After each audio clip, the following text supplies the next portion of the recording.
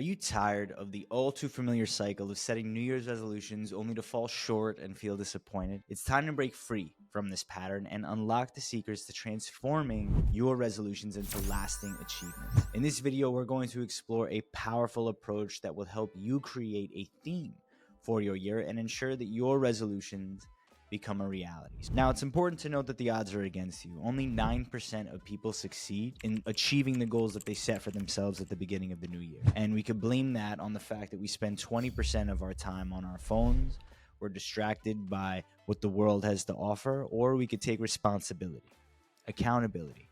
And that's what this video is about. So welcome to Inside the Inspired, a channel designed to help you overcome the obstacles in your life and build meaning. Now, this is the exact framework that I've followed to help me perform feats like 1,000 pull-ups, run marathons and ultra-marathon, raise tens of thousands of dollars for multiple philanthropic organizations, host a podcast featuring thought leaders, global best-selling authors, experts, creators, and design online courses, all while working a full-time job as an attorney with a priority of being a father and a husband. In the next few minutes, we're going to design the ultimate New Year's resolution roadmap to help you reach your New Year's resolution. Let's dive right in. First, I'm going to outline the foundation of this framework by offering you the strategy of picking a theme, and then we're going to segment our theme into 5 different segments. And the point of this strategy is to help you create a roadmap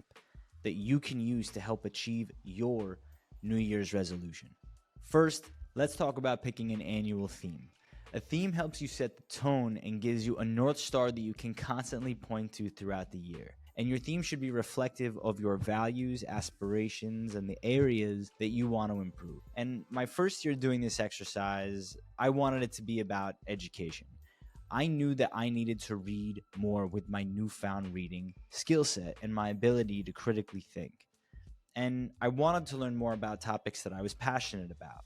And some examples for your theme could be growth, transformation, or adventure.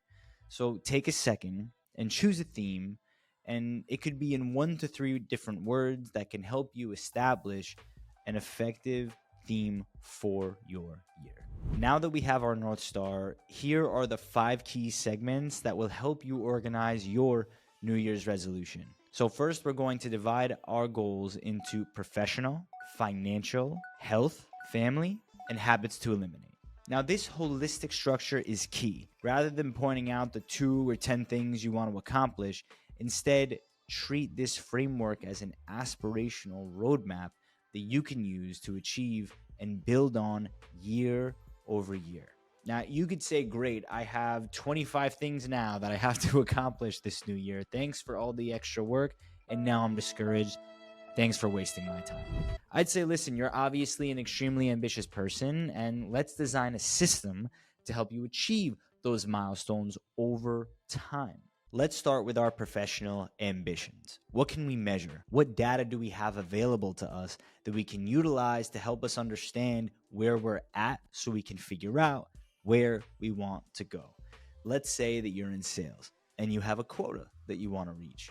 Maybe you want to double that quota so you can be eligible for your bonus. Maybe you want a promotion to vice president, senior vice president. Now is the time to write that down under your professional pillar. I want a promotion to whatever that position may be. Maybe your professional ambitions are about improving on a new skill like Microsoft Excel or seeking out a mentor. Then under each of those ambitions, write out 1 to 3 different action steps and add a deadline to it. So let's use the Microsoft Excel example and the mentor example. Well, reach out to the most Excel proficient individual in your network and set up a time with that person ASAP, along with a commitment to the amount of hours that you're going to spend building your Excel skills. So now you have a deadline, now you have a timeline, now you have a time commitment, and now you have a mentor, and all you've done is message someone and start to take action on your goals. Now, within 6 months, you could potentially leverage your new Excel skills to help you design a system to track your sales output and achieve your quota. You see what I'm getting at now? These different systems, they compound and build on one another. Take a few minutes right now to outline whatever your professional ambitions are for the year. Next, we're going to talk about our financial goals. Now, the lawyer in me is going to preface this section with I am not a financial planner, but I am proud of the progress that I've made. Now, I'm not here to tell you to set a budget or point you in the direction of resources, but you can bet that I'll be bringing on some awesome premier special guests to the podcast to help offer tools that can guide you and help design your financial future. Now, I've simply followed the structure of setting an annual savings goal and then broke that goal down monthly. The same thing with spending. You have to understand where you're at. How much are you spending? What's your churn? What's your burn? And then how much are you planning to save of that spend? This isn't novel. You can go on any business channel and they will tell you this 101 savings. But I think it's important to understand and take accountability for what you want. And I would also say get in the habit of annualizing numbers. So if you have subscriptions, annualize those subscriptions so you can see what things are costing you and then decide if the investment is worth it. The point is, if your goal is to save more, spend less, earn more, identify those 1 or 3 steps that you're going to take this first month. And then the key is about following up with yourself. And I'd also offer not to put immense pressure on yourself to be perfect. Tap into an amount or a number that makes you feel comfortable about yourself and what you're actually capable of relative to where you're at, and then double it. Let's move on to the health goals. Now, I like to segment health into mental and physical health. And when I first started this framework, part of my mental health goal involved leveling up my cognition. I wanted to think deeper, I wanted to be sharper, and I wanted to be powerful. And I aimed to develop a reading habit. My reading skills improved tenfold because I set the goal of reading 1 book a month, which I broke down into 10 to 15 minutes a day. I was finishing books within 2 weeks, and at one point I was actually reading a book a week, and it's a habit that I still strive to maintain, but sometimes I reread books because I do believe in retention of the information. And that's not to say, hey, look at me, I'm reading a book a week, I'm doing it right. It's really more so this was my personal goal and something that matters to me.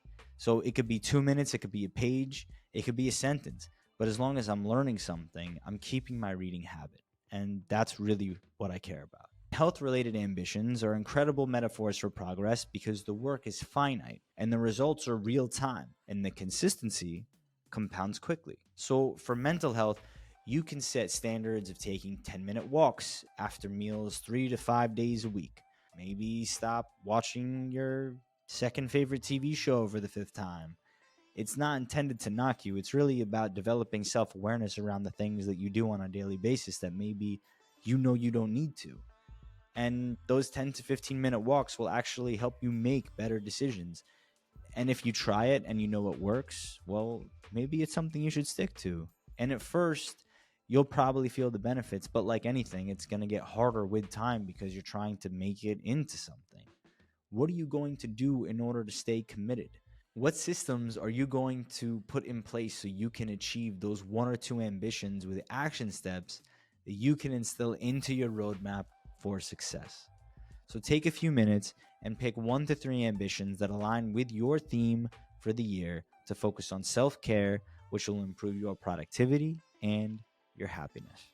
When it comes to the physical goals, we're going to follow that same strategy of 1 to 2 different ambitions that you can outline with action steps so you can start to make progress towards your physical goals. Maybe it's running a marathon. Maybe it's doing your first pull-up. Whatever that looks like for you, you have to outline the action steps that you're going to take and that actually resonate with you.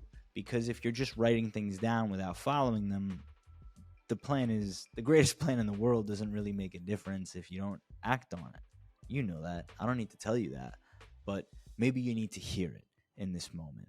And maybe this is the time that you decide to make a change because you now realize this is what I'm going to do. I'm going to write down this action step. I'm going to take this moment to make myself better. I'm going to strive to be better this year. And I'm going to start by doing my first push-up or 15 push-ups a day for a month. And then that 15 times 30, I'm going to parlay into 20 times 30 or 28, I guess, in the second month. So this way you're doing more reps over time. And now you've already done hundreds more push ups than you did in the previous year. And you have a strategy that you can follow, and you'll notice that you're getting better at these movements. So you can take on a bit more. You want to challenge yourself to handle more, because when you realize what you're capable of, it becomes very addictive very quickly. Because now you realize what progress looks like, and now you feel what progress looks like. And once you feel it, it's pretty hard to go back. All right, let's talk about family next. Now, this section about family is really about being intentional about how you spend time with your loved ones. And some questions that you can ask yourself is, what type of partner, parent, sibling do you want to be? Maybe the goal is not to have your phone with you at family meals. Maybe no one touches their phone at family meals. But it's important to focus on what you can control and to lead by example. So if you're not touching your phone, and your child or your sibling or your parent sees that you're not touching your phone and you don't make a comment, maybe you're the one that's setting an example and leading by example. Maybe that one family trip a quarter to a new place. If the budget is an issue, think more local. But make sure that you're making the time, because balance is overrated, in my opinion. Balance is about presence. And if you are present in these moments with your family, with your work, with your health, with the habits that you want to eliminate, with these specific areas of your life, you're going to find that the more engaged you are, the more effective you are. So find that when you're in a space physically, that you're actually there mentally as well, and people will feel that. It'll resonate. Now, this next section is going to be about habits that you can eliminate. This one's interesting because it requires you to be very honest with yourself. It requires you to take the time to understand what aspects of your life you are not satisfied with that are distracting you from achieving and doing the things that you know that you can do. For me, it was fantasy sports. I was in 3 fantasy sports leagues and I had to update them daily. And even though I won 1 or 2 over the last couple of years, it became a distraction. Because once I won that league, I got a bunch of fake digital confetti, and that was it. I made a few bucks, which was great, but ultimately, what was that money worth over the course of how many months, over how much time? What could I have done with that time? You could call it opportunity cost. It is.